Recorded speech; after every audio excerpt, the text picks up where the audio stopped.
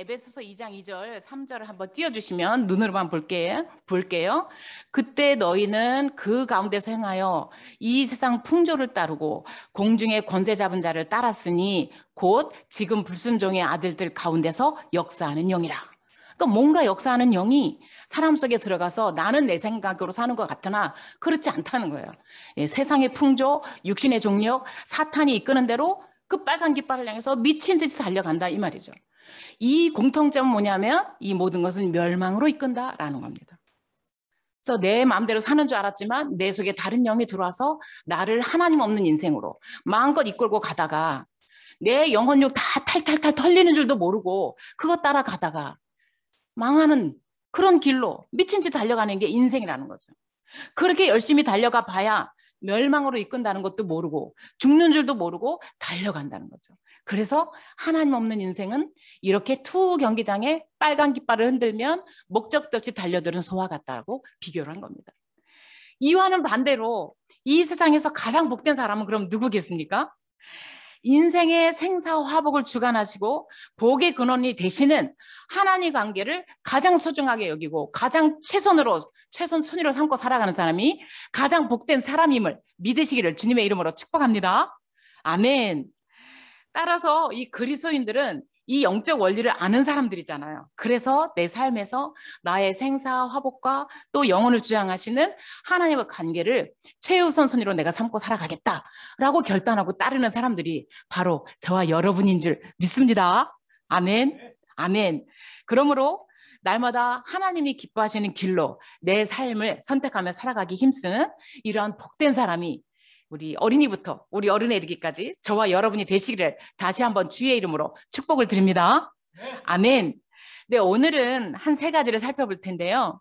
지난주에는 예수님께서 더러운 귀신 쫓는 예수 이름의 권능을 주시고 제자들을 둘씩 파송하는 내용을 살펴보았습니다. 갈 때 너희는 지팡이와 신발 외에는 아무것도 가지고 가지 마라. 왜? 내가 너의 앞길을 함께하고 공급하는 그 능력을 의지해라 라고 말씀하셨고 더 좋은 조건을 따라서 여기저기 옮겨 다니지 말아라. 그리고 내게 주어진 그 직분과 섬김을 내 있는 자리에서 끝까지 다 해라. 이런 말씀을 들었습니다. 그리고 이렇게 끝까지 견디는 자에게는 하나님이 상급과 구원을 주시겠다 약속하셨습니다.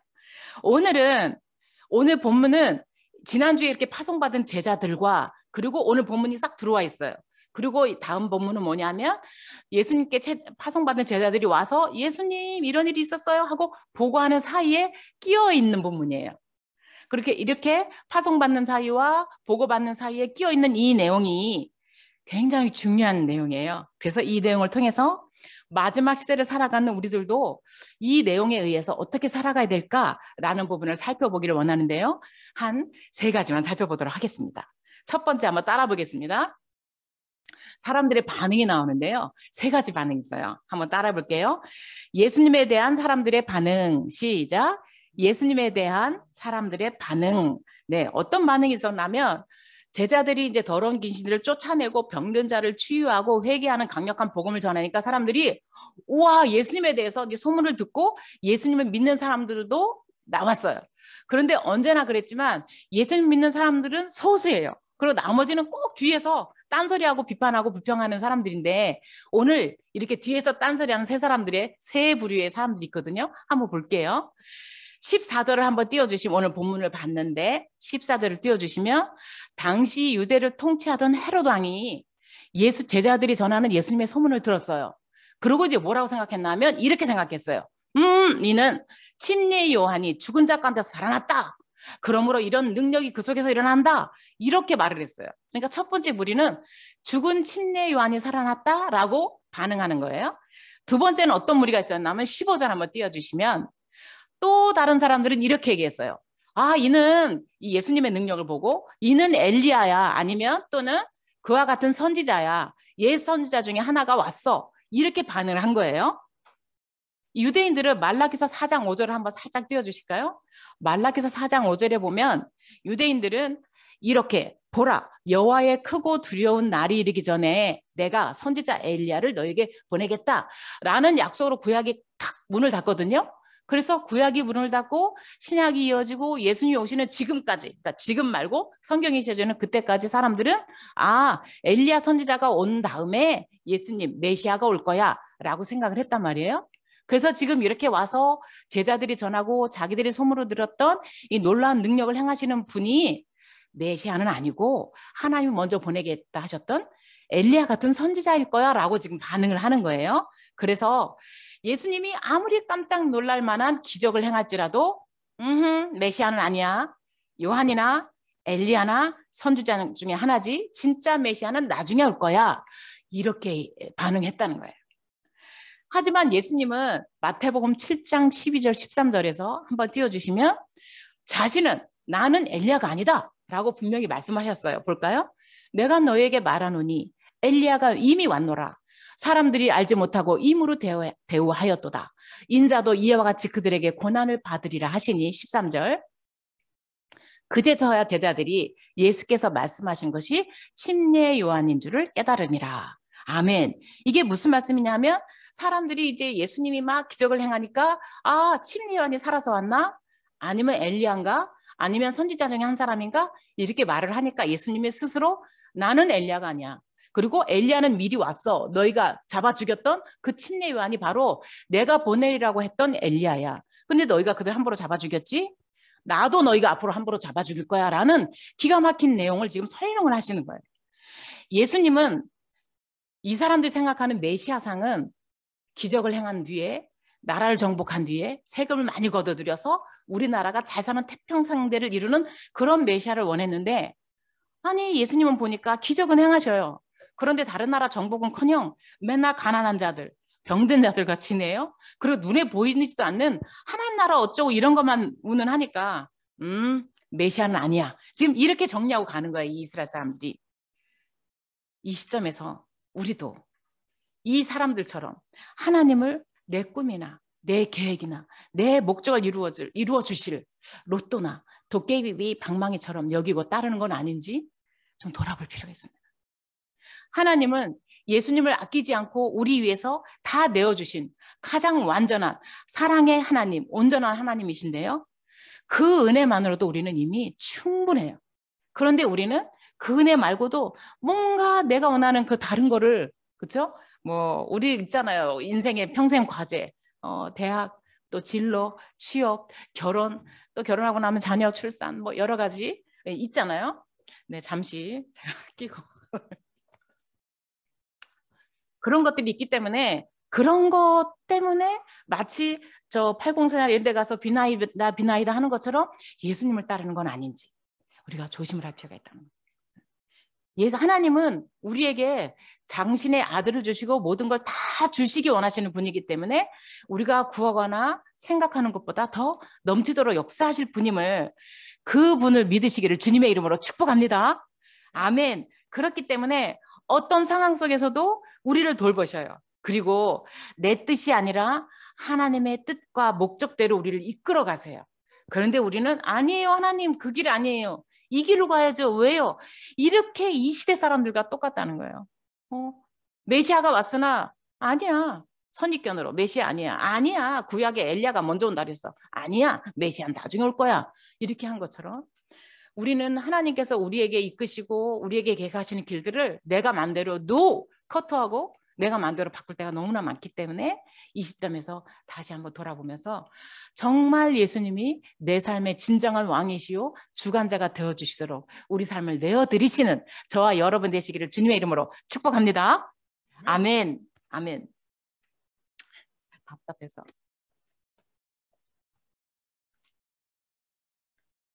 네.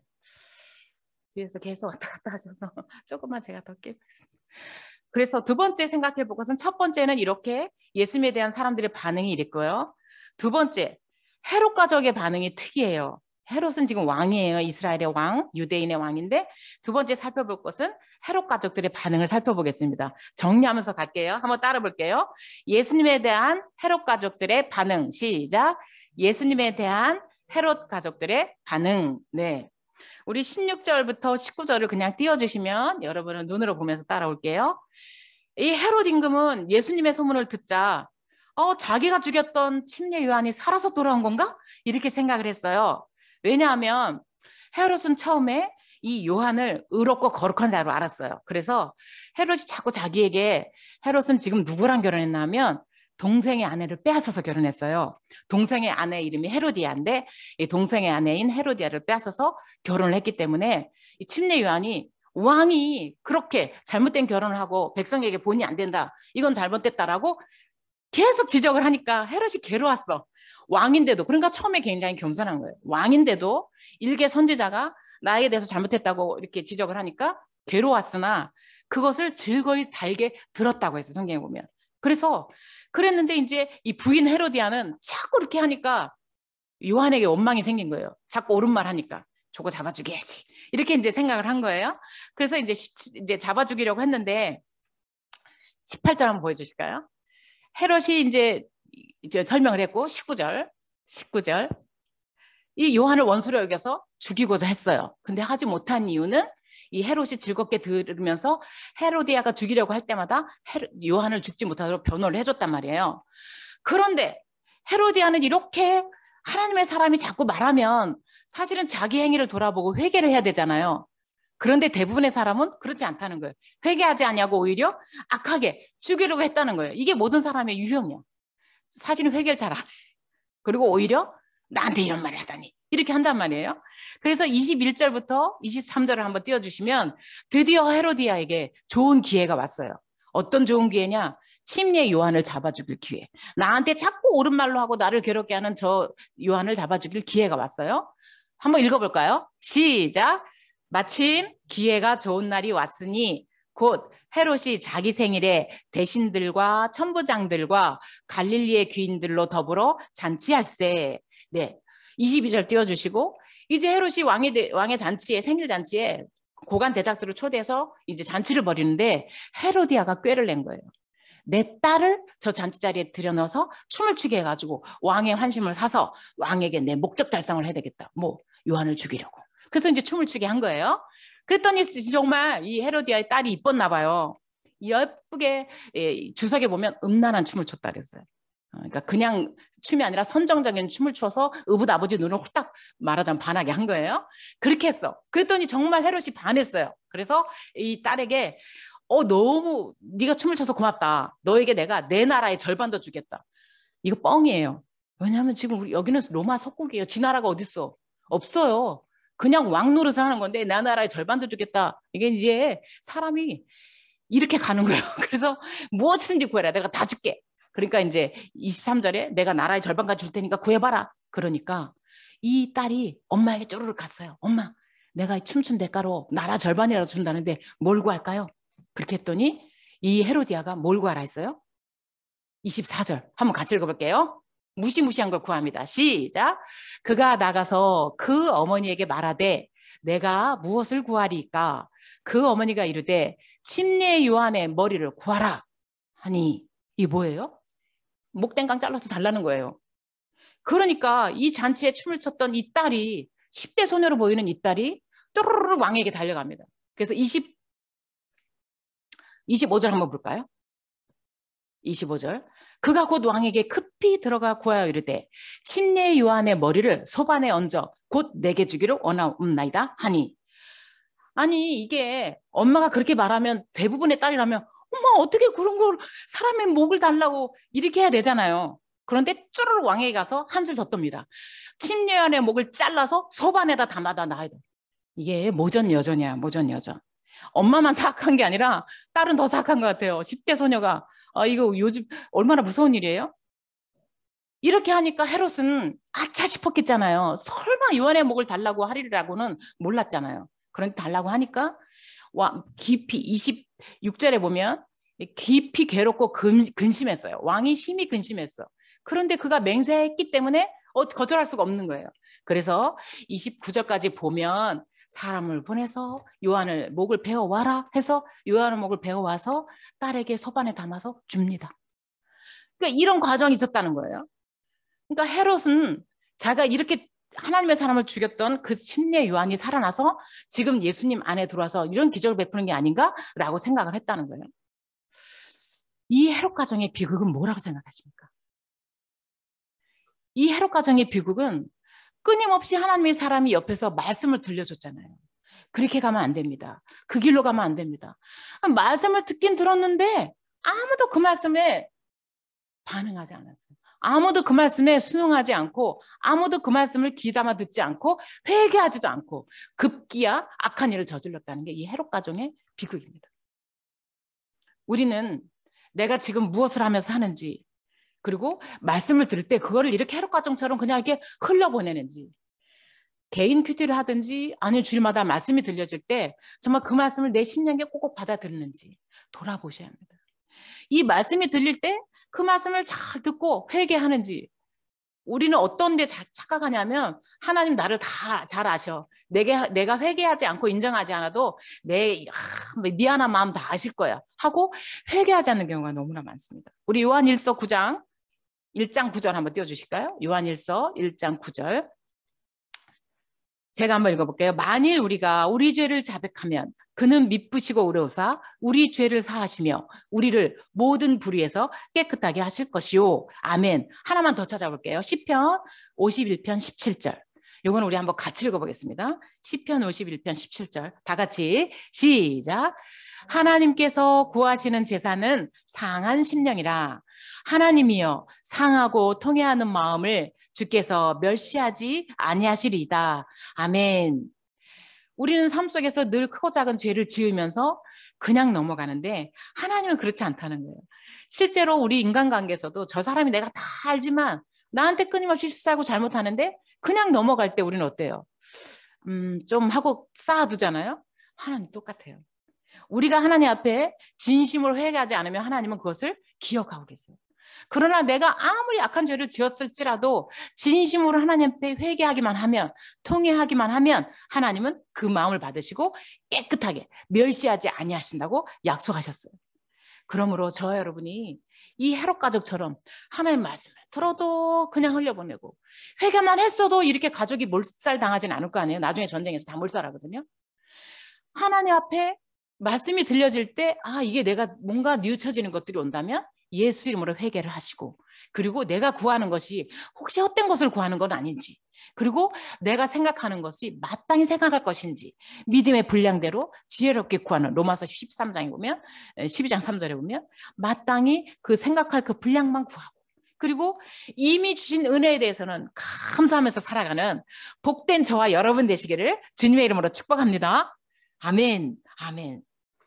세 번째는 마지막인데요. 이 침례 요한에 대해서 이 마가가 강조하는 부분이에요. 어떤 부분이냐면 침례 요한은 살아서도 죽어서도 예수님의 오실 길을 예비한 사람이라는 거예요. 그래서 오늘 제목을 주의 길을 예비하는 걸로 했는데요. 한번 따라 볼게요. 살아서도 죽어서도 예수님의 오실 길을 예비한 침례 요한. 네, 아멘. 지금 우리는 이제 삶이 참 힘들다 보니까 이게 믿음, 사명, 이게 막 힘들어요. 그래서 교회 와서 위로받고 싶고 이렇잖아요. 사실 그렇잖아요. 그렇죠, 우리가. 근데 그게 잘못한 함정일 수 있다는 거예요. 위로도 받고 격려도 받는 것도 좋아. 그런데 우리 사명을 놓치면 안 되는 거예요.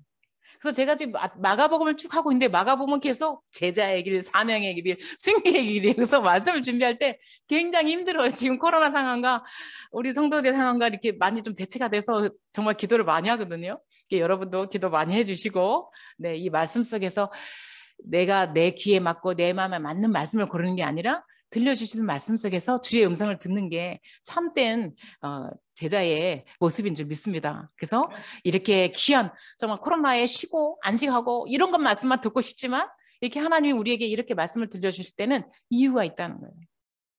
이 코로나는 멸망, 종말을 향해 가는 시초점이기 때문에 우리의 믿음을 대비하는 게 굉장히 중요해요. 그래서 지금 같이 가는 거거든요. 자, 우리 헤롯은 이처럼 예수님이 누군지 궁금해하면서 요한에 대한 죽음, 그걸 회상하는 이 내용을 지금 가운데 끼워 넣었잖아요. 마가는 이 얘기를 통해서 요한이 예수님의 오실 길을 예비하고 예수님의 사역과 예수님이 어떻게 죽으실 것까지 보여준 사람인 것을 증거하면서 제자들도 그렇게 해야 된다는 것하고 지금 예수님을 믿는 저와 여러분도 그렇게 된다는 것을 말씀하는 거예요. 예수님께서 침례 요한도 회개를 선포했고 예수님도 오셔서 회개를 선포했고요. 요한이 헤롯에게 억울한 죽음을 당한 것처럼 예수님도 당시 왕들에게 재판 과정도 없이 억울한 죽음을 당했고요. 요한이 제자들이 와서 시체를 내어주세요 하고 장사를 지낸 것처럼 예수님도 아리마대 요셉이 군병들에게 와서 예수 시체 내어주세요 하고 장사를 지냈어요. 그래서 이 악한 헤롯에게 침례 요한이 잡혀 죽으니까 요한의 역할은 끝난 줄 알았어요. 근데 끝난 게 아니잖아요. 지금 요한은 죽어서도 지금 요한의 이 헤롯 왕가의 가족에게 끊임없이 말을 하고 있는 거예요. 죽어서도 이 복음을 전하고 있는 거예요. 이게 놀라운 일이에요. 예수님도 십자가에서 죽음으로 끝난 게 아니잖아요. 죽고 부활하심으로 지금도 그분의 죽으심과 부활을 믿는 자에게 생명을 주시는 역사를 하고 계시잖아요. 그래서 학자들은 요한의 생애와 예수님의 생애가 굉장히 닮은 꼴이다 라고 말하는 거예요. 그래서 마가는 이걸 지금 강조하는 거예요. 그러므로 이렇게 삽입된 침례 요한의 얘기는 제자들처럼 그리고 이 삶의 현장에서 우리는 이제 코로나뿐만 아니라 또 다른 어려운 것도 올 거잖아요. 여러분 어제 뉴스 보셨죠? 저도 뉴스 보면서 세상이 정말 무섭구나. 막 산불로 우리나라의 뭐 몇 배단 산불이 지금 아직도 타고 있어. 지금 지구 한 구석에서는 폭우로 날리고 세상이 지금 성경에 마태복음 그랬잖아요. 너희가 난리와 난리의 소문을 들으면 정말 시작이 왔다라 해서 왔는데 우리는 여기서 지금 일어나봤고 이렇게 하면 안 된다는 거예요. 지금 정신을 차리고 이 시대에 내가 어떻게 살아가야 되지? 이 시대도 살아가지만 미래도 준비하는 삶을 살아야 된다는 거예요. 그걸 지금 마가가 절묘하게 똑같은 상황에 제자들도 딱 끼워놓고 너희도 이런 삶을 살아라. 네. 그러므로 저와 여러분이 제자들이 그런 삶을 산 것처럼 우리도 이 시대에서 깨어서 정말 이 종말 세대에 어떻게 살아갈 것인지 우리가 깨어서 나도 살고 다른 사람도 살리는 일에 그 역할을 침례 요한처럼 주님의 오실 길을 예배하는 역할을 감당해내는 저와 여러분 되시기를 주님의 이름으로 축복을 드립니다. 아멘. 아멘. 그리스도인이라면 누구든지 예수님의 다시 오실 길을 준비하는 자들이 되어야 되는데요. 그래서 순간순간 내 자신의 삶의 목적, 목표, 자세, 사명 이런 것을 돌아봐야 날마다 돌아보고 그리고 새로운 각오를 하면서 살아갈 때 우리 삶의 의미가 고난을 겪는 의미가 고통을 겪는 의미가 달라질 줄로 믿습니다. 아멘. 우리는 사실은 제자들처럼 전도를 하다가 심한 요한처럼 또는 제자들처럼 예수님처럼 심하게 거부를 당하거나 목 베어 죽거나 십자가에 죽지는 않잖아요. 전도를 하다가. 그리고 예수님을 믿었다고 그런 고난을 당하지는 않아요. 물론 지금도 제3세계에서는 이런 고난을 당하는 일이 일어나고 있으나 그것도 뭐 감사한 건지 모르겠지만 우리나라에서는 예수님을 믿는다고 해서 그렇게 요한처럼 예수님처럼 제자들처럼 심한 고난을 당하고 배척을 당하고 억울하고 직장에서 쫓겨나가고 그런 일은 없어요. 그러나 서두에 말씀드린 것처럼 하나님의 관계가 최우선되는 것이 진정한 복이기 때문에 우리는 이 시대를 살아가면서도 이 관계를 최선 삼으면서 주께서 우리에게 허락해 주신 물질과 시간과 건강과 재능과 정성을 다해서 주님을 섬기는 것인 줄 믿습니다. 아멘. 눈에 보이는 육체의 삶과 세상은 눈 깜빡할 사이에 지나갑니다. 여러분. 이거는 그림자 같은 겁니다. 이 땅의 삶은 왜 주셨나? 영원한 영광의 실체인 하나님 나라를 준비하는 기간으로 주신 겁니다. 그런데 이게 주객이 전도돼서 이 땅이 땅인 것처럼만 알고 아까 그 투사가 막 빨간 깃발 흔들면 달려가는 소처럼 살아가는 것이 아니라 우리는 여기는 준비하는 삶이야. 정말 영원하고 영광스러운 실체인 하나님 나라를 위해서 준비하는 기간이니까 하나님 내게 허락해 주신 내 모든 것을 가지고 주를 위하여 복음을 위하여 교회를 위하여 사용하면서 사명을 감당해 나가는 것이 가장 복된 길이며 그렇게 살아가는 사람에게는 내가 이 땅에서 심었던 것에 30배, 60배, 100배로 갚아주실 하늘나라의 상급이 있음을 믿으시기를 기대하시기를 주님의 이름으로 축복합니다. 아멘, 아멘. 그렇기 때문에 저는 우리 참 교회 구석구석에서 영혼들을 섬기고 필요한 것에 영육간에 필요한 것에 우리 성도님들이 눈물과 기도와 수고와 헌신해 주는 것에 늘 감사하며 저도 감사하지만 우리 주님이 다 보고 계시다는 것을 꼭 기억하시기를 축복을 하고요. 주님은 소자에게 냉수 한 그릇 대접한 것까지도 잊지 않으시고 상으로 갚으신다고 하셨기 때문에 정말 매주 또 이번 주간도 아무도 모르게 이 모양 저 모양으로 정말 주님의 교회와 주의 종들을 받들어 주시고 섬겨주신 손길들이 있습니다. 아마 아시고 우리 주님이 다 아실 겁니다. 우리 김나영 집사님 봉투도 예쁘게 또 목사 안수식에 쓰시라고 해오셨어요. 얼마나 감사한지 봉투를 다 직접 그 무슨 글씨를 하죠? 그렇게 써가지고 해오시고 또 이렇게 막 여러 가지로 또 말로 다 할 수가 없어요. 그렇게 이 섬겨주신 것들은 물론 우리도 귀하고 우리도 감사하고 축복하겠으나 하나님 보신다는, 하나님이 다 아시고 에베소 3장 20절에 보면 하나님은 우리 가운데서 역사하시는 능력대로 우리가 구하거나 생각하는 모든 것에 더 넘치도록 능히 역사해 주신다고 하셨기 때문에 이 능력의 역사가 저와 우리 모든 오늘 참여하신 모든 분들에게 다 임하여서 코로나 때문에 어려워하지 말고 낙심하지 말고 반드시 우리에게 좋은 길을 여시는 그 주님을 붙들고 날마다 기쁨으로 승리해 나가시기를 주님의 이름으로 축복합니다. 아멘.